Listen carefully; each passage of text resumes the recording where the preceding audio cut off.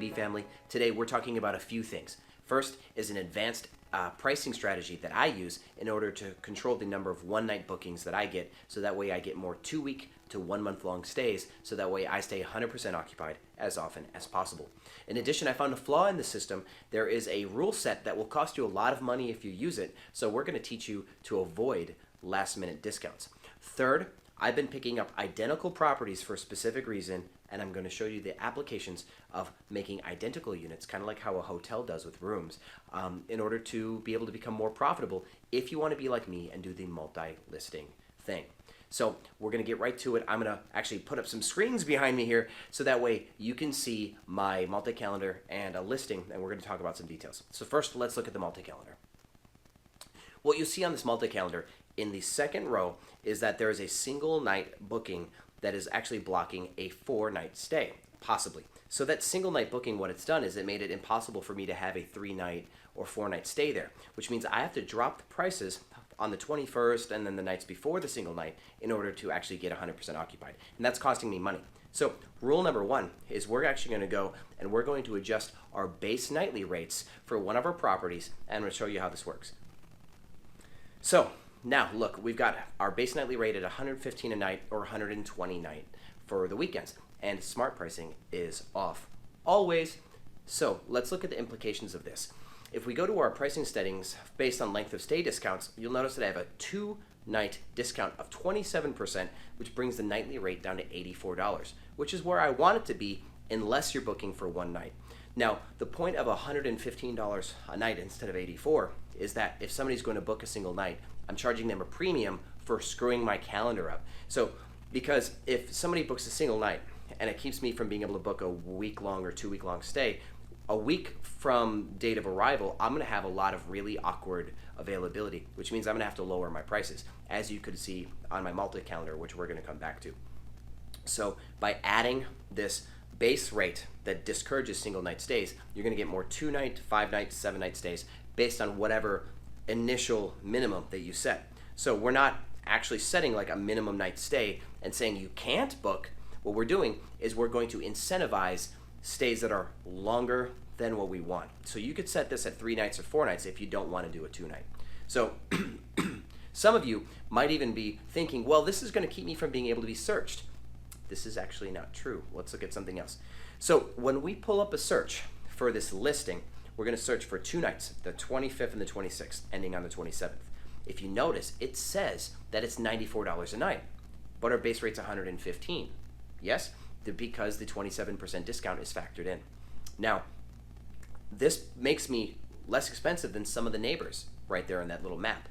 If we clear that and decide not to search for any specific dates, no length of stay or anything, it's going to show something that's going to kind of bend your brain. Notice how it says $105 a night when we know that the minimum stay is $115 or $120, right? Here's what I did to fool you.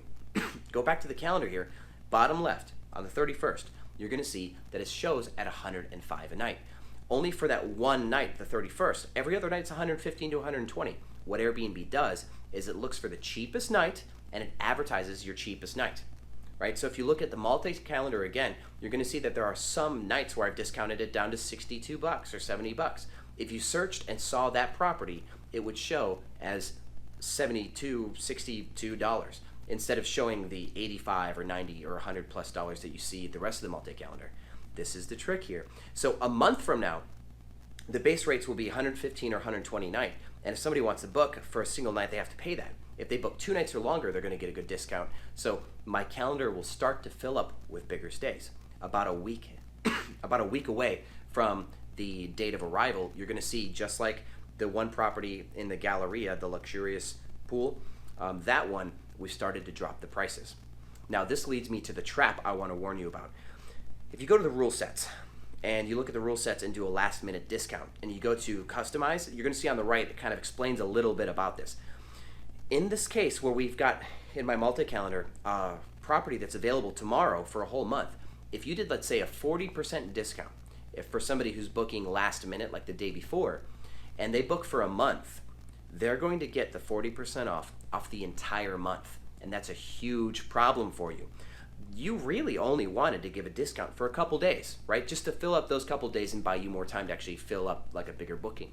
So if you use rule sets as a way to dynamically control your prices and set it to autopilot, you may run into this problem where it is going to give somebody not only your monthly discount that you already have for length of stay, which might be like say 25% off.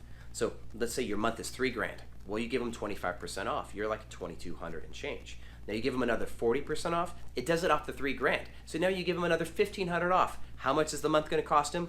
$800. And there's no way in hell any of you want to give your entire place away for $800 instead of the $2,250 that you're trying to get.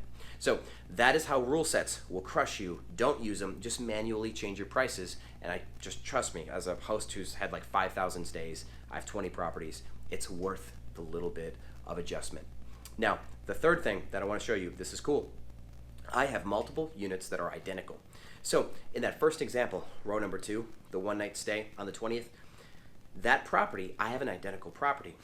Unfortunately, for our example, the identical property is 100% booked, which is awesome, right? Now, if it wasn't, but it was mostly booked, I could actually call that guest and say, hey, I'd like to move you. You're kind of in the middle of an open calendar, and I want to free that up for a longer term stay. So I'm going to move you from one apartment number to the other. That's the only thing that'll change. The furniture, the amenities, the building, everything else is identical. Think of it like a hotel. So please, can I move you? I'm going to make the adjustment on our calendar.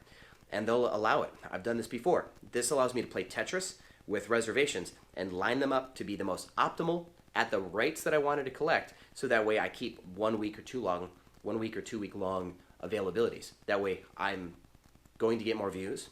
I'm going to get more bookings, the ones that I like, and ultimately you make more money. So of course you need multiple listings to do this, and this means you're going to have to pick up your own properties, scout out a building that has multiple units with identical layouts, and try to scoop them at the same time. So now, I did try to rush through this to keep this video from being too long. So if you want me to go back over the pricing strategy or the whole little problem with the rule sets or otherwise, leave a comment below, ask for more clarification, and I will better explain if you feel like you need it.